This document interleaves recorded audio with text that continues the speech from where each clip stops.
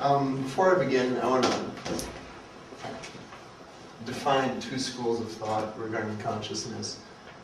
There's the reductive camp, which states that consciousness and the mind are equivalent to brain states. They also might say that there is no mind or there is no consciousness, and it's simply just the brain occurring within itself. Non-reduction, on the other hand, marks a difference between the brain, the mind, and the consciousness, where the self is at the center of it, but neither are reducible to any of the others. So with that said, I'll explain how that relates to the heart problem. So, Chalmers in the 90s, he's a philosopher of mind, isolated a few sets of problems that he called easy problems. And those were whether or not brain states correlated with mental states, or what consciousness is. He thinks that those are problems that can be solved, but he found one problem that he thought was more difficult than the others. And that was why we are conscious when we couldn't do it. And in the book that he presented the problem, he also presented an approach to solving it. And that is basically follow the cognitive processes associated with conscious experience, paying close attention to the phenomenological occurrences.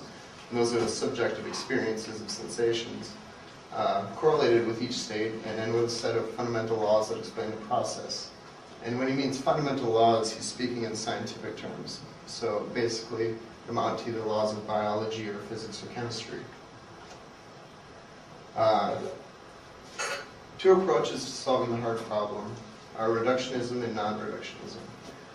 When non-reductionism approaches a solution, it's in the form of saying that the map is not the territory, but they coexist and share some isomorphic property or some property in common. But you can't dissolve one into the other. And it usually leads into a theology of sorts where they begin to appeal to a higher power, and from what I've experienced. Reductionism, on the other hand, is hard science, basically saying that psychology can be reduced to biology, and that can be reduced to chemistry, and that can be reduced to physics. So conceivably, you could reduce consciousness of its cognitive function completely to a brain state. Now, a formal approach means symbolic logic. That's what a predicate calculus is. It's also called an algebra of languages. Basically, I've used theorems, which are laws of logic, and they amount to sentences, and they're well-formed formulas, which I'm about to explain now. These are the operators and rules and quantification principles I use to construct theorems. I'm not going to spend much time on them. The definition of well-formed formula is basically a formula strung over operators, rules, and atomic components. It was a little hard to type the formula for an atomic component with a relation with a computer, but basically it amounts to this, where x is something and r is some relation. So once you quantify it with either a universal quantifier, this just means for all x, you have the relation, and then the x is predicate logic.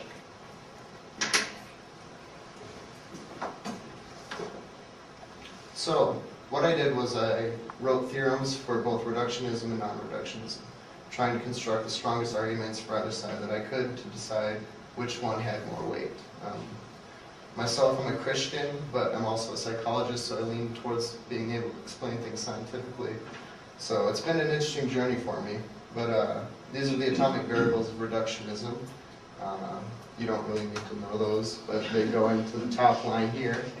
And basically what it says after the proof of it is if there's a property F that has a material aspect, and if that material aspect makes reductionism tenable, then given that consciously accessing episodic memory requires neurons, there may be a property F such that F equals consciousness, and consciousness has a material aspect, and reductionism would be true. So it's basically saying this. Neuronal assemblies are required for cognitive functions. There's a material aspect to the mind. Consciousness exists as some property of the mind. It too must have a material aspect. Thus, we should be able to reduce it to mental states. And that was it for reductionism. That pretty much, for me, seemed to define the position well.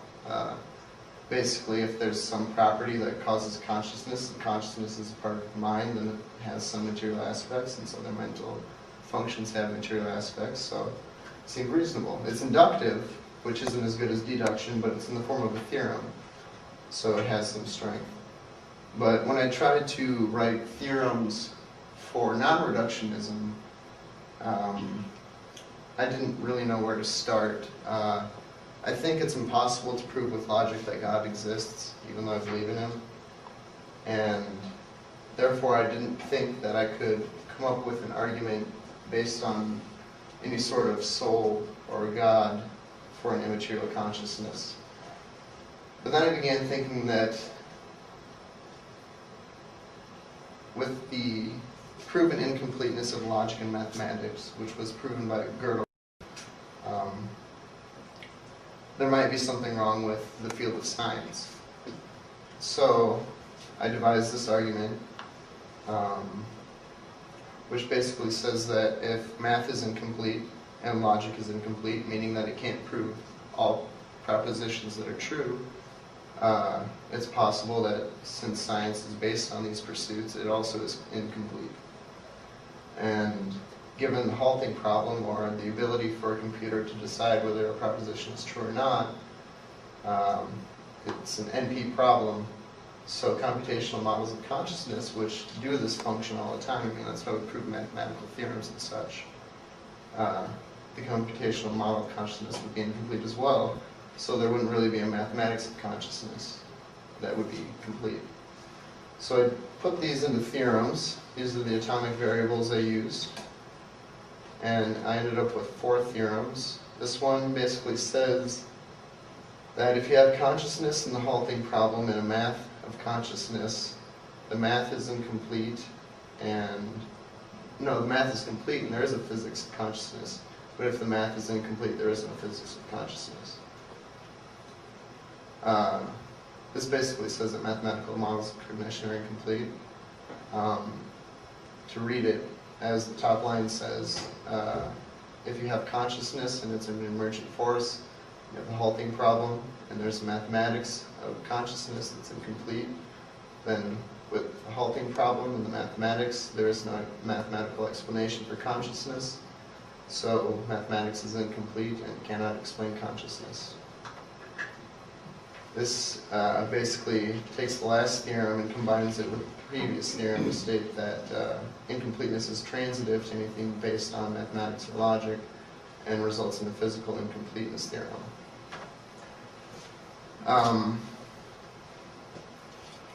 The first theorem I proved was the theorem for reduction, and I was excited because I thought I actually proved reduction.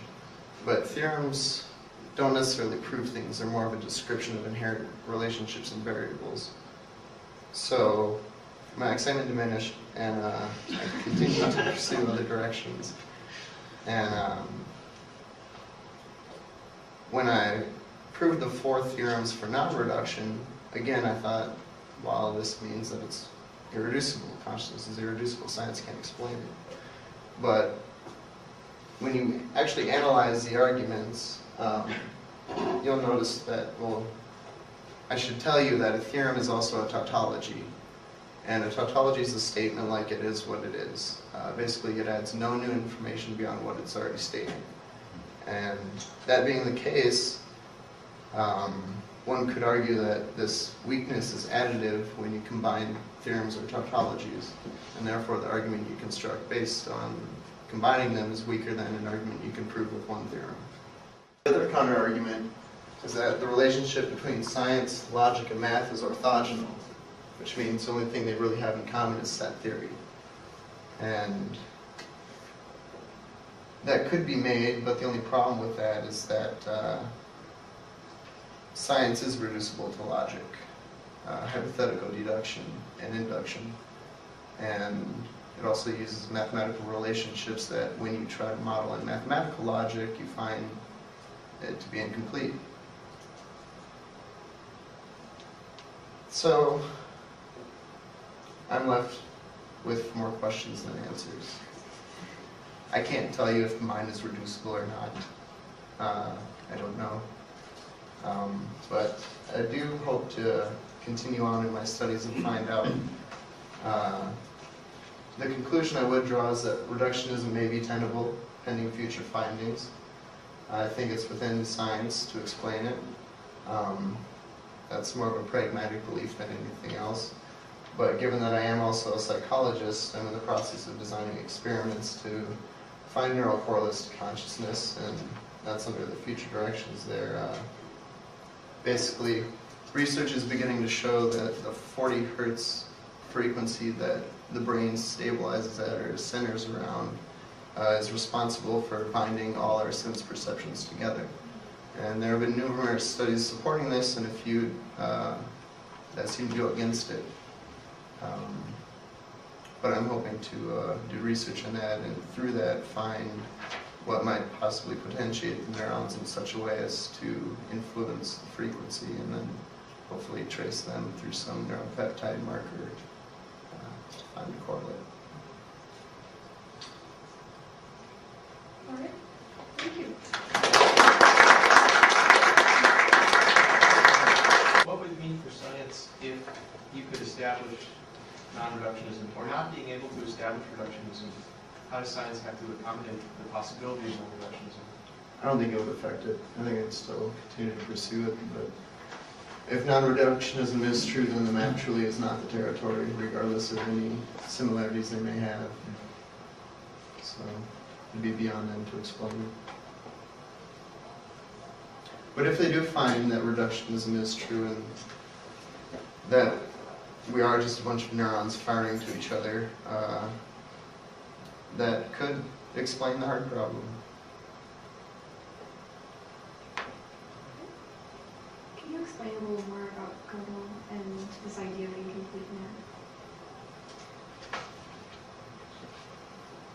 In mathematical logic, when you start to formulate mathematical operations into logical ones, you can get as far as, this is in number theory, you can get as far as addition, but once you try to add multiplication or anything more complex, you lose the ability to prove certain things that you know are true. You're unable to calculate it, even though it's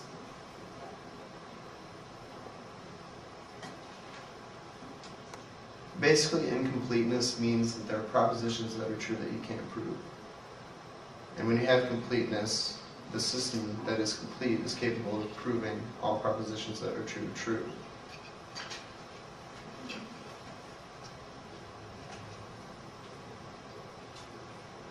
Other questions?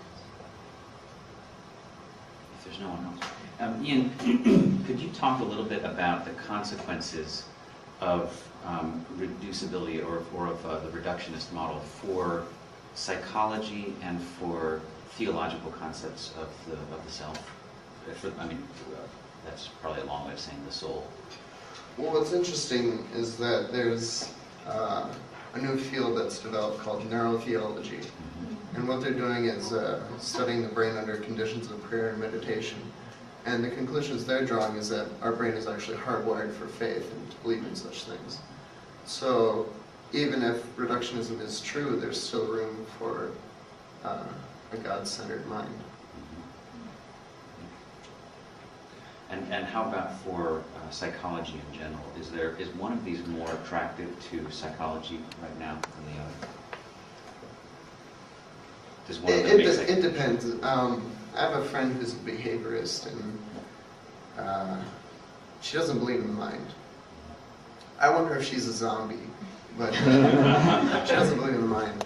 So to her, she knows it's just the brain and it's outputting behavior, and she can predict that and everything's fine. But to a cognitive psychologist, I think it could go either way as well. He may be interested in cognitive functions, but he might attribute that to a mind as well. But you could also just as easily say the cognitive functions are all that are occurring and there is no consciousness.